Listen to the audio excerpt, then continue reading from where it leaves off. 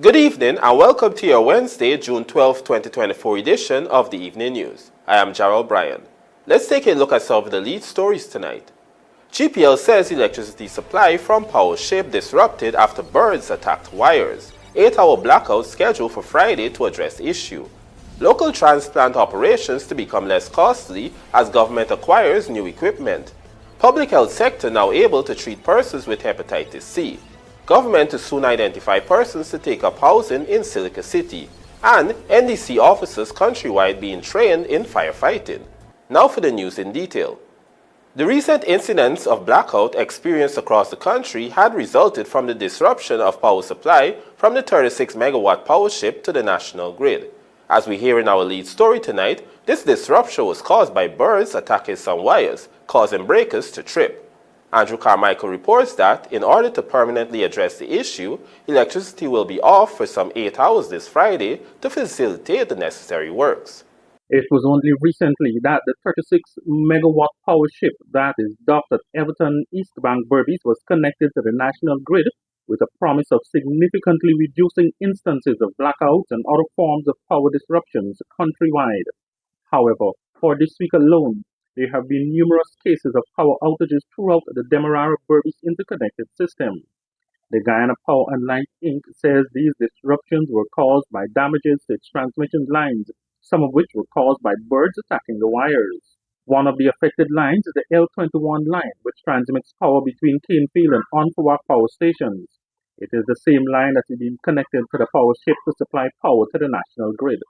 Berbice Zone Manager for GPL, Ropendra Jagannath, says the birds are believed to be vultures with a 3-foot wingspan that causes the lines to trip.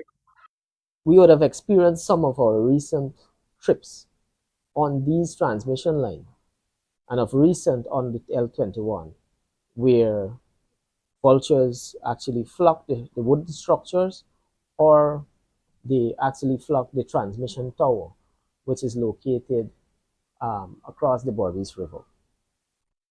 When these vultures flock the towers, they actually come in contact with the live components of the tower, which are the conductors mainly, and they cause power diversion from the lines to the metal frame.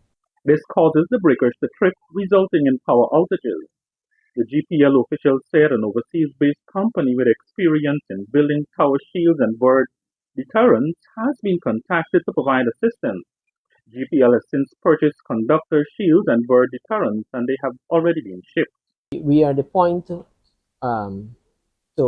have those items installed on the tower at West Berbice, where we are seeing most of the trips, right? And of course, once we would have tested them and we would have ensured that all can fit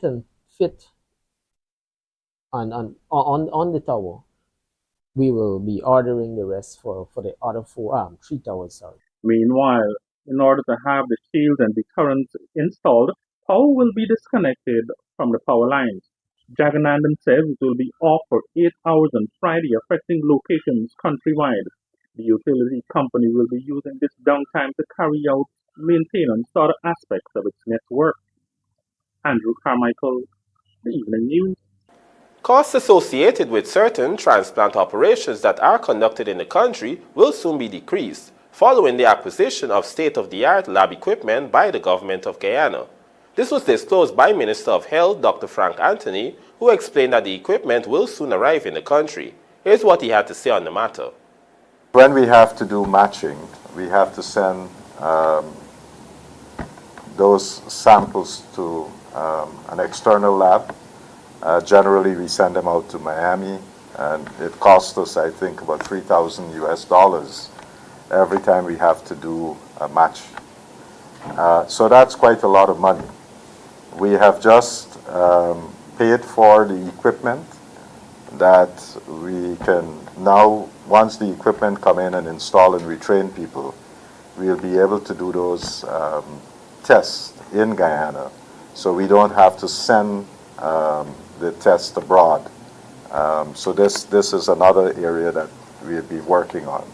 So over the last year, we have been buying equipment and putting in these things in place, training people so that we can expand the range of testing that we are able to do. In a significant breakthrough for the public health sector in Guyana, the government has announced that it is now able to provide treatment for persons diagnosed with hepatitis C. Lawana McAllister tells us more. The Ministry of Health, in collaboration with the Pan American Health Organization, on Wednesday launched its national hepatitis guidelines. The guidelines are intended to guide healthcare providers on how to diagnose and treat persons with hepatitis, which is inflammation of the liver. Hepatitis A is an acute infection and people usually improve without treatment. Hepatitis B and C can cause a chronic, persistent infection, which can lead to chronic liver disease. At the launching ceremony, Minister of Health Dr. Frank Anthony spoke about the challenges public health officials face in the past in treating persons with hepatitis C. This is something previously we were diagnosing people, especially from our blood banking activities. But if somebody came in and we screened their blood and they were positive for Hep C, basically we'll call them in, we'll tell them they have Hep C, and we'll tell them, be careful, and that's it. We didn't have medication because buying the meds and offering the meds to people was very expensive. And at one time it was about $20,000 then it dropped to about $2,000, and even at $2,000 it was very expensive, so we couldn't afford. However, this barrier has now been overcome with the help of PAHO. Dr. Anthony announced that the government can now afford to treat hepatitis C patients. Through PAHO's strategic fund, they have been purchasing these medications, and we have been able to source them, I think, for somewhere to $127 US per patient. So it is now much more affordable. And we thought that this was important enough for the patients that we have identified that we are able to buy these meds and make it available for these patients.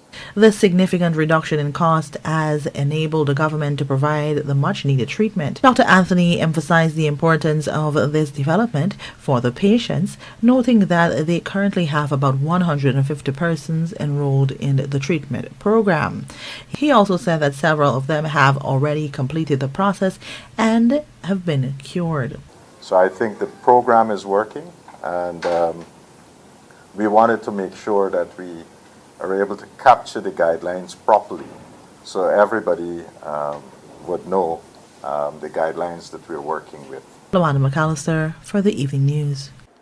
Construction is ongoing on housing units at Silica City, and very shortly, the Central Housing and Planning Authority, CHMPA, will move to identify persons to take up occupancy of those homes. Find out more in this Trishelle Sobers report.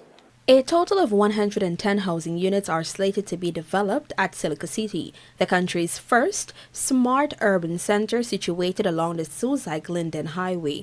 During a recent site visit by Minister of Housing and Water Colin Crowell, it was revealed that construction has started on 74 housing units.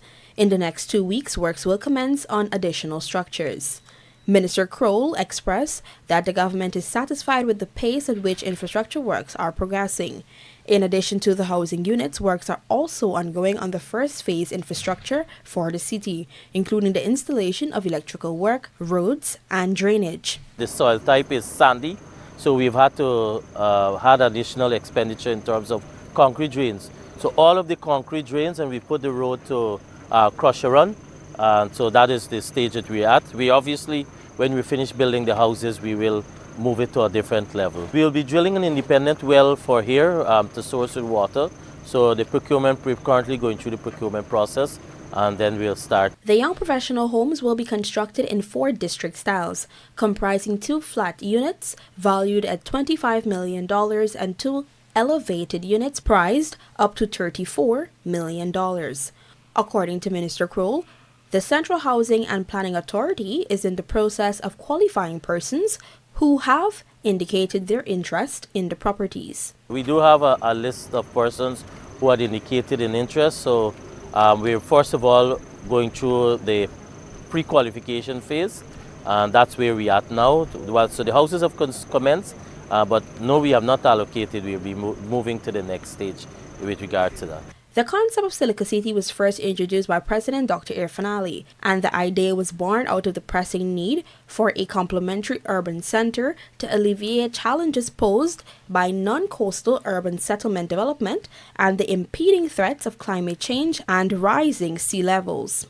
With its potential to become the nation's most sought-after location for contemporary, environmental and eco-friendly living, Silica City would serve as an innovative solution offering a resilient haven for residents in a changing world. Trishelle Sobers, Evening News. The defense partnerships that Guyana enjoys with the rest of the world are at their highest peak ever in the 59-year history of the Guyana Defense Force, GDF, according to Chief of Defense Brigadier Omar Khan. Here are the details. The Guyana Defense Force's capacity building efforts was on Tuesday highlighted by Defense Chief Brigadier Omar Khan during the commissioning of the GDFS Shahud. According to Khan, Guyana's defense partnerships with the international community have never been as extensive as they are today. Notably, the acquisition of an asset does not guarantee a capability. We must continue to leverage and experience the experiences and training offers from our partners across the region. This forms an integral part of enhancing our capacity and consolidating our capability. According to Khan, this has been facilitated through the Caribbean Basin Security Initiative platform. As such, he made it clear that the GDF was looking forward to continued discussions on the matter. Partnership is vital, and in this dynamic environment, we must continue to work and operate together for a safer and stable region, and importantly, to vigorously promote the shared values we hold so dear. For none of us is better than all of us. Guyana enjoys military partnerships with a number of countries, including the United States through US Southcom, France, and Brazil. On Military Partners Day, where Guyana's military collaboration was celebrated, these countries, as well as China, India, the United Kingdom, and Canada, were in attendance. Jarrell Bryan, The Evening News. Coming up, currently motorcyclist dies one day after crashing into motorcar, and government officials renew commitment to end child labor in Guyana.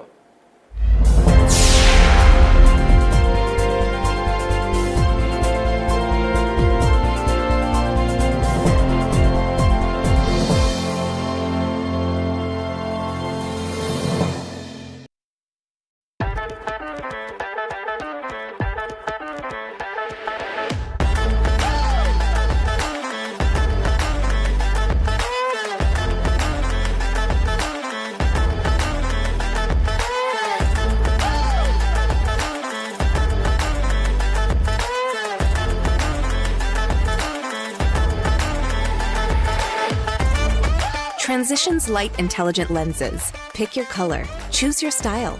Available at Optique Vision Care.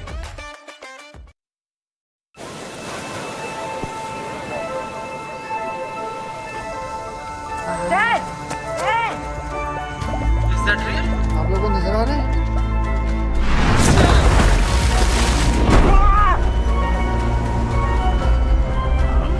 Well hit. Away it goes. That is a ridiculous.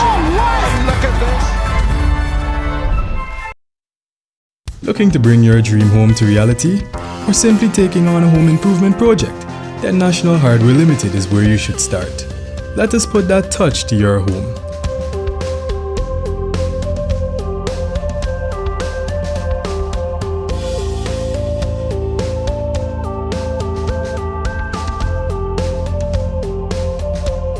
Choose from over 1,000 Berger Paint original hues for any surface.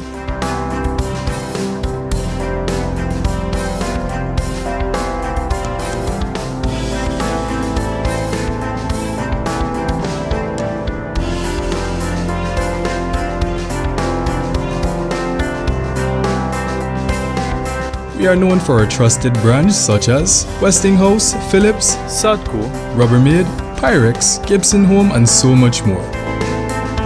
National Hardware Limited, your do-it-best store.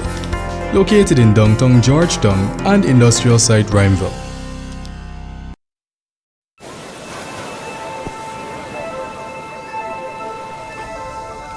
Dad!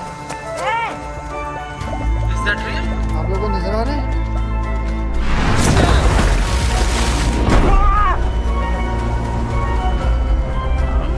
Well hit. Away it goes. That is a ridiculous. And look at this.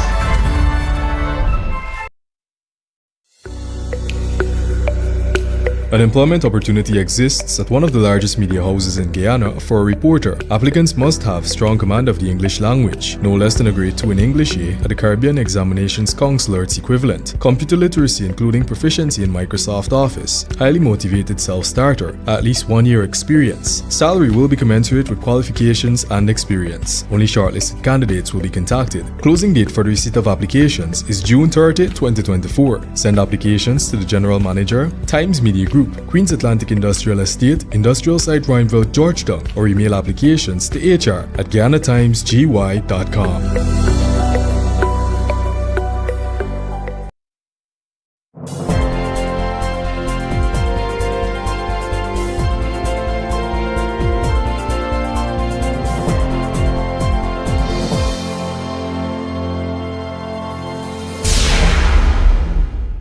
Welcome back. You're watching the evening news.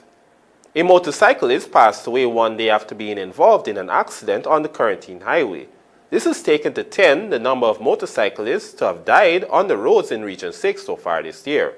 Our Berbice correspondent Andrew Carmichael reports. The crash involving a motorcycle and a motor car occurred on Sunday afternoon at number 56 Village, Quarantine. 20-year-old Andy Roberts of number 56 Village, Quarantine, Berbice succumbed to his injuries one day after the crash. Following the accident, he was taken to the Skeldon Public Hospital and then transferred to the New Amsterdam Public Hospital and subsequently to the Georgetown Public Hospital, where he passed away while receiving medical attention. Police stated that the crash occurred at about 17 hours 45 and involved a motor car bearing registration PWW1546 and a motorcycle which was at the time being driven by Robert. According to the man's sister, Roosevelt, both vehicles were traveling in the same direction in their correct lanes when the car suddenly turned without indicating its intention. The victim's father, Siobhan Roberts, says when he arrived at the scene, his son was already taken to the hospital. However, he was able to gather some information. The son got accident on motorbike and a car. So the car turned in front of him and the accident. Yeah, I went to the hospital. See my son lay down motorless. I was stinging. They took an X-ray for him at the Skeldon Hospital. Carried down to the North Hospital. Take out X-ray. Then show that the X-ray is his hand broken, his finger broke. Then carried down to the Georgetown Hospital. So get the injury, stomach, and something. Around about 8:30, morning time that Monday morning, the doctor called me and she tried to explain some things and tell me. Meanwhile, Regional Commander, Senior Superintendent Tripasad Bacchus said that a male is in custody assisting with the investigations. There have been 13 reported road fatalities in Region 6 for the year thus far, 10 of which were motorcyclists. Andrew Carmichael, the Evening News. While admitting that there are no data in regard to child labor locally, government officials have renewed their commitment to bringing an end to this scourge on the country. Kelroy Williams has this story.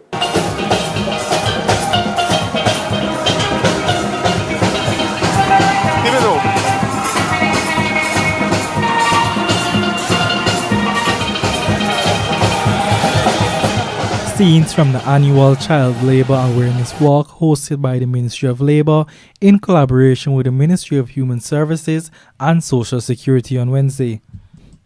It was held in commemoration of World Day Against Child Labor observed on June 12th. Delivering remarks at the closing ceremony was Chief Labour Officer at the Ministry of Labour, Daniswar Dionarain, who noted that the government has been working assiduously since 2020 to implement the National Action Plan for the elimination of child labour across Guyana. We are indeed committed to the Sustainable Development Goals. Goal 8 aims to promote inclusive and sustainable economic growth, full and productive employment, and decent work for all. As this relates to children, target 8.7 of this goal, that is goal 8, aims to eliminate the worst forms of child labor, including the recruitment and use of child soldiers, as well as to end all forms of child labor by 2025. The Ministry of Labour since 2020 has been working steadfastly to implement the National Action Plan for the Elimination of Child Labour. This year's theme is Let's Act on Our Commitment, End Child Labour. Minister of Human Services and Social Security, Dr. Vindhya Prasad, highlighted that this year's theme points to the lack of action being undertaken to combat child labour.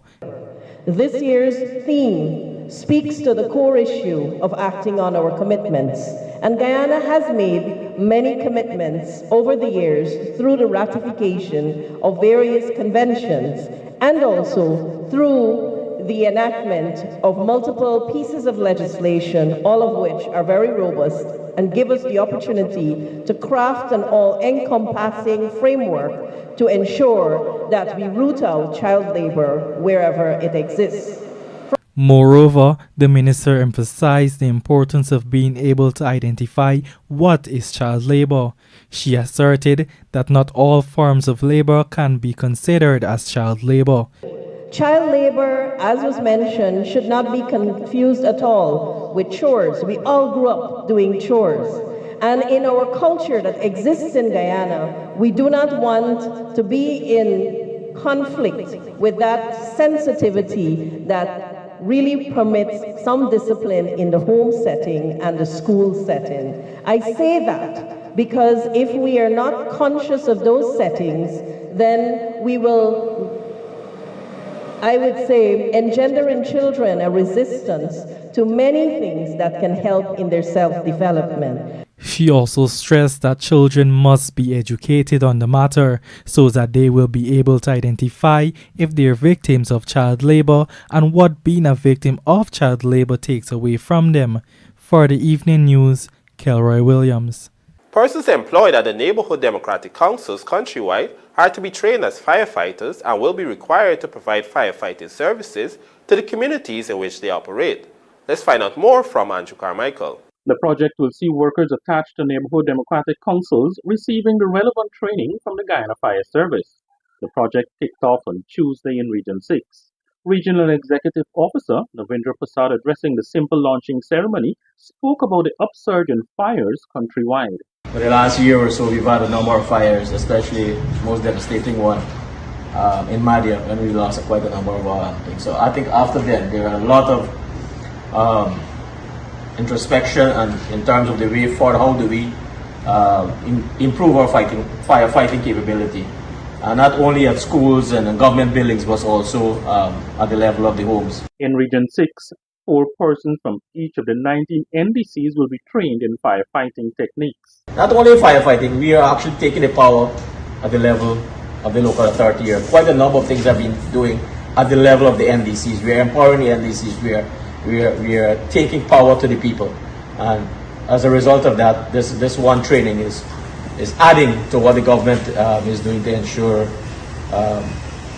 service at the level of the government is providing at the lower level, and not top up what you can have decentralization of power, for want of a better word. Meanwhile, addressing the NDC overseers, Divisional Fire Officer Shannon Crawford explained that the initiative will be rolled out countrywide. Crawford explained that the training will be twofold. We're going to be doing fire prevention training with you. That's where we will involve everybody, right? All your staff, probably you can bring on board your 10-day workers. All of this is normal fire prevention training, right? We will come and lecture to them and probably show them how to use the fire extinguisher. Basic fire prevention means that you practice in your homes, in your various communities. And this training that we do ongoing, we go to schools and buildings, and this will take, the intensity will increase as we go down to the year and as we approach our fire prevention month. Right, that's the basic level. However, we'll ask you to select 4 persons from each NDC that you believe have the capacity to undertake our training. Remember, mind you, we're not training to be firefighters. Right? We don't want us to be firefighters.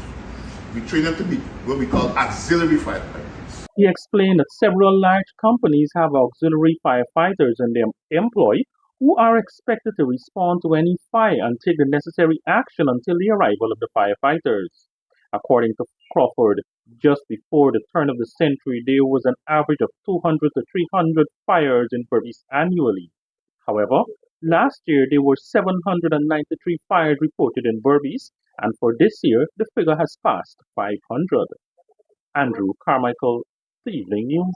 The living conditions of 6 families from the east coast of Demerara have been boosted following the provision of core homes from the Ministry of Housing and Water's Adequate Housing and Urban Accessibility Program, AHUAP.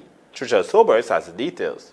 The 6 beneficiaries who were previously renting, living with family and occupying dilapidated structures in the communities of Heslington, Lusignan, Good Hope, and Cummins Lodge received the keys to their new core homes and certificates of inspection on Tuesday. Each home features 2 bedrooms, a kitchen unit, and indoor sanitary facilities, and is valued at $5 million. The homeowners have each made a contribution of $100,000 to the realization of their homes.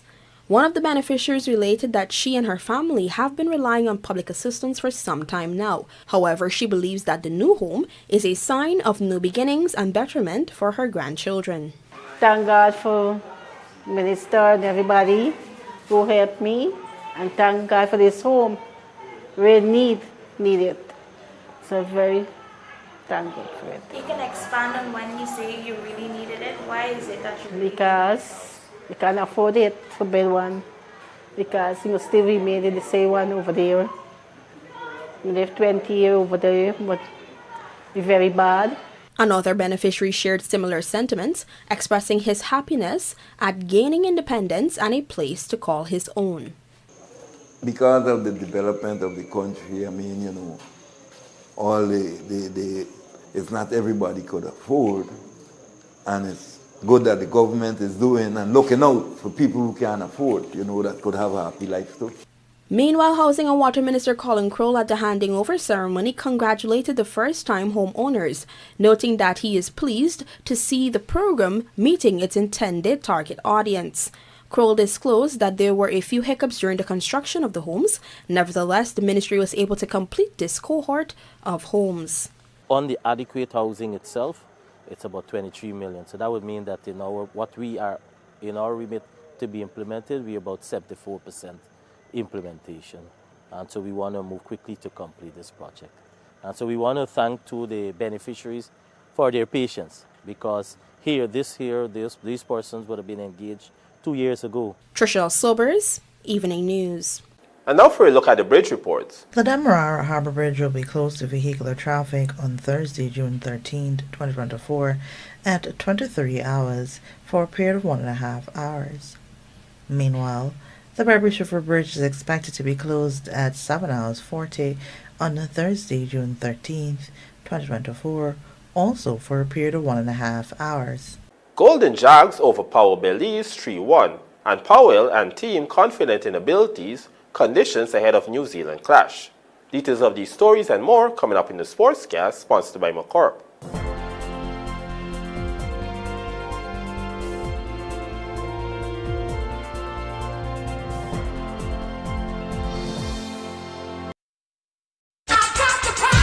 Entrepreneurs, coconut byproducts are in high demand. How can you cater to that demand? By investing in a coconut shredder from Sylvie's. Guaranteed to increase your output, this 110-volt stainless steel machine shreds coconut in seconds, allowing you to also save on labor and time. From the shreds, you can create coconut powder, oil, milk, etc. Order yours now at sylviesonline.com or at our 31 High and Hatfield Street store. Did you know that when you leave your property unoccupied and unmanaged, it deteriorates much faster than you can imagine? Then before you know it, much of your hard-earned investment is wasted. At Hand in Hand Trust Corporation, property management is our business. Whether you travel for long periods, live overseas, or have several properties that require managing, let us at Hand in Hand Trust Corporation take care of this for you. Your property is safe with us. Hand in Hand Trust Corporation Incorporated, a member of the Hand in Hand Group of Companies. Did you know that Gassi's Jet A1 fuel is a type of aviation fuel specially formulated for turbine engines? Jet A1 fuel is safer to handle and transport than any other fuel types due to its high flash point and low volatility. It also boasts a high energy content, enhancing aircraft performance and efficiency. So whether traveling for business or pleasure, choose Gaio's Jet A1 fuel for a safe, reliable, and efficient flight.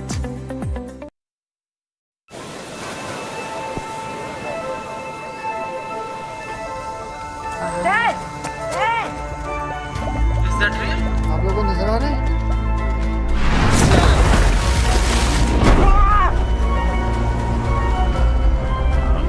Well hit. Away it goes. That is a ridiculous. Look at this. Looking to bring your dream home to reality? Or simply taking on a home improvement project? Then National Hardware Limited is where you should start. Let us put that touch to your home.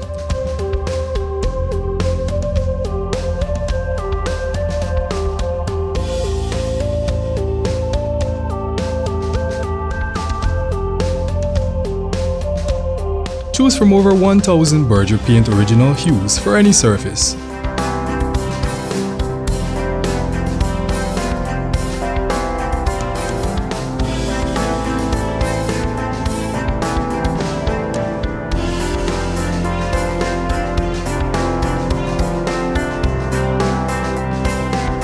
We are known for our trusted brands such as Westinghouse, Philips, Sadco, Rubbermaid, Pyrex, Gibson Home, and so much more. National Hardware Limited, your do-it-best store. Located in downtown Georgetown and industrial site right